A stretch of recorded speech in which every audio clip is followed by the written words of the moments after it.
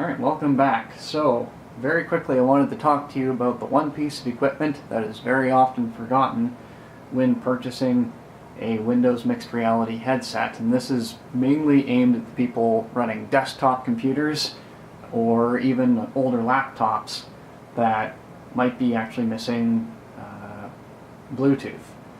So, hold on.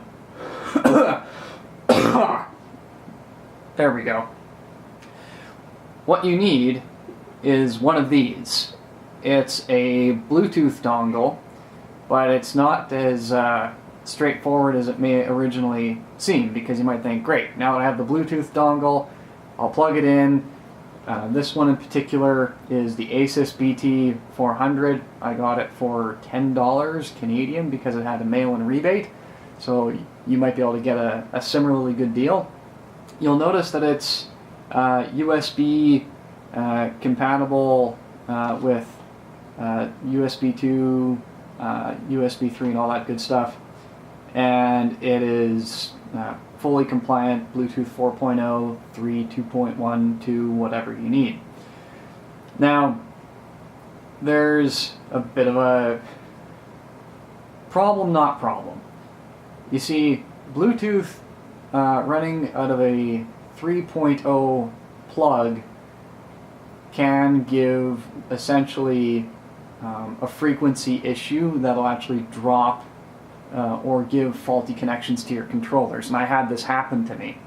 I plugged this in the back of my main computer, which has USB 3.0 all in the back, and the controllers were frequently not able to connect, dropping, reconnecting, and I have pretty much every USB port used back there with either 2.0 or 3.0 devices, and it turns out, and this is very well documented, I'll leave the link in the description below for those of you that actually want to read up on this, that USB 3.0 Bluetooth dongles generally are going to behave poorly around other devices that are also USB 3.0, and it has to do with signal frequencies and harmonization and all sorts of technical gibberish that I'm not going to go into here.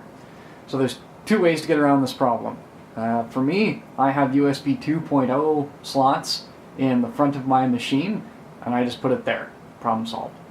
The other way to solve the problem is use a USB extension. Now, there's two ways you can solve that problem. You can use USB 2.0, plug in your USB 3.0 dongle, essentially downgrading the signal, problem solved.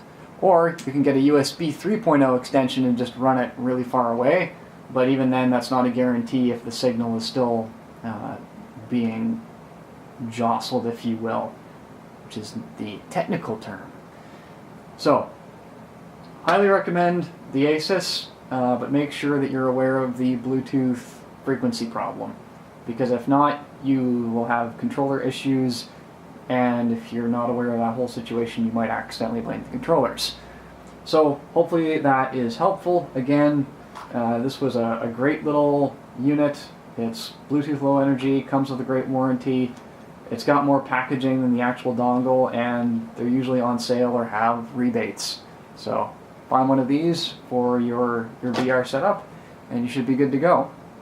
If you enjoyed this content and have any questions, make sure that you are subscribing and leaving a link, or pardon me, a comment in the comments down there below. If you're new to the channel, I respond to pretty much every comment that I can, and if there's a question, I will try and find you the answer. See you later.